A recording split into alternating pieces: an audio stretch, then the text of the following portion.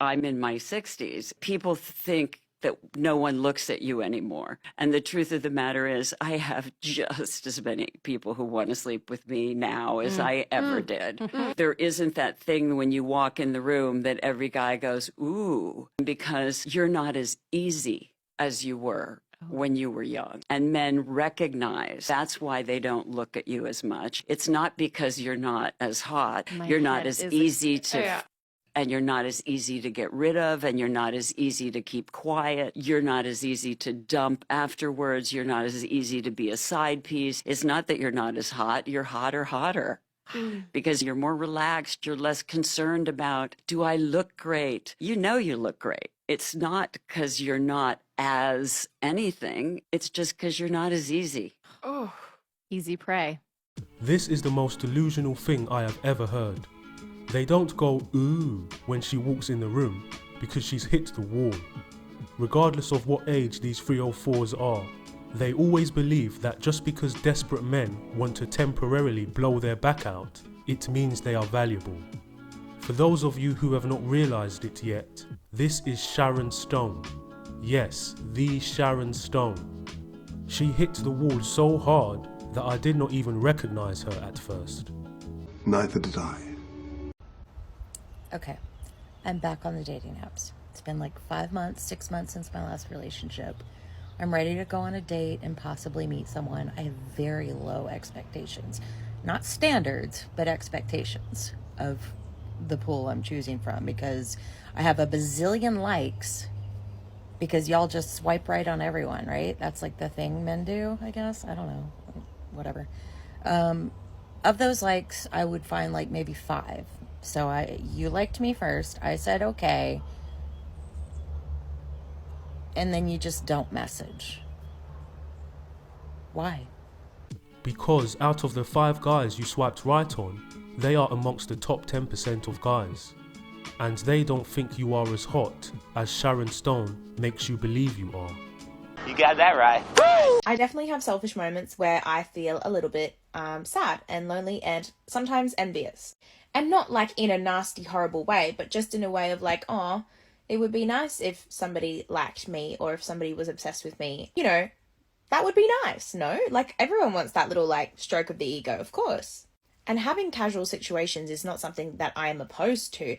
I just feel like you don't get to put your P in my B unless like your brain is on match with mine, and you can't really figure out if someone's brain is on match with yours unless you really get to know them. So that ends up just not being fucking casual. It defeats the purpose. Do you know what I mean? And so I'm like, oh my God, I'm going to be alone forever, because the last time I was in love was 2 years ago.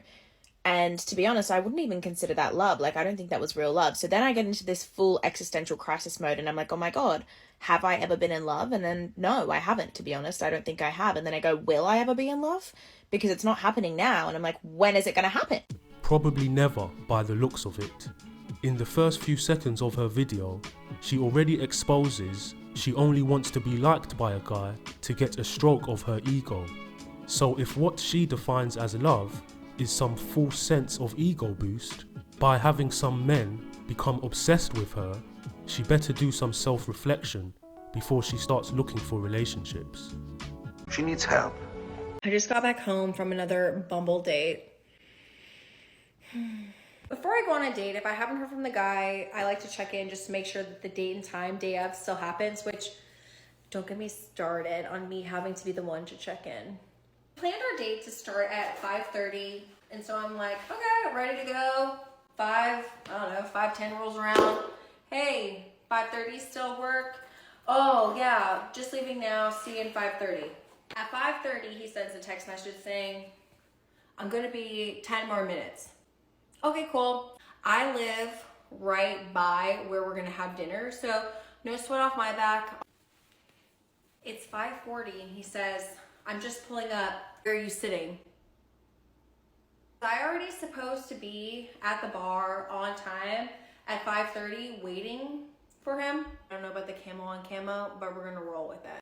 So I tell him, I'm on my way. I'm not there yet. I live right by this restaurant, so I'll be there within 5 minutes. I come pulling up to the restaurant. I text him asking, where are you sitting? Just wondering, was I supposed to get there at 5:30 knowing that I hadn't heard from him till 15 minutes before to confirm that he was actually going to be there and that he was running late. Like, he was expecting me to already be there. I don't know. I just feel like back in the day, guys would have actually gotten there early, yet alone on time, and had the seat saved. Maybe now men want women to do that. I would love your thoughts, because I'm not one to teach a guy how to be a gentleman. And I think it's also setting a boundary early. Like, I was prepared to be there at 5:30. You weren't going to be there at 5:30, so I will wait till you arrive, especially knowing that I live close by. I'm not going to be sitting at the bar as a female for 15 minutes waiting on you. To me, does not scream chivalry. Am I wrong here? What do you think? The fact she's making a whole argument about who was there first, when she should be there, or the fact he thought she would be there because she lives closer, is really bizarre. It demonstrates why she's single. She probably makes arguments and has disagreements over the littlest things, and it potentially drives men up the wall. Even listening to her make a fuss about this was doing my head in. If the goal is to meet up for a date, who cares about who gets there first? Just meet up for the date. Her entitlement problem destroyed the interaction before the date already began. A hopeless, deluded idiot. You think you've had a hard time dating?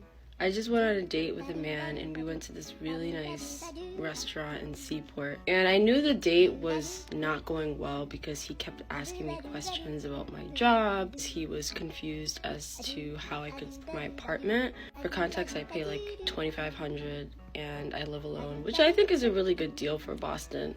The date was not going well, obviously. And the bill comes and he, shocker, forgot his wallet. He's like, oh my God, I'm so sorry.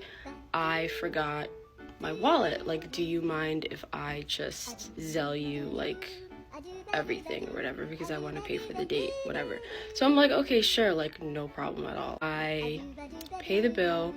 We say our goodbyes. This was an expensive bill. Like, I make good money, but like at the end of the day, like it's still a lot, right? I go home, I take the train and I go home. And this dude unmatched me. And shocker, he never sold me the money. I don't know what to do at this point. Like, I'm just so embarrassed that I feel like I should just stop dating, but I have another first date this weekend. So, like, I don't know. I'm literally so embarrassed. Like, is this a passive robbery? Welcome to a man's life. If this was the other way around, women will tell each other to not feel guilty about him paying for the date. They would say something like, if you did not feel a vibe, it's not a vibe. Now suddenly, when it happens to women, it's called robbery. You cannot make this stuff up. You couldn't make this stuff up.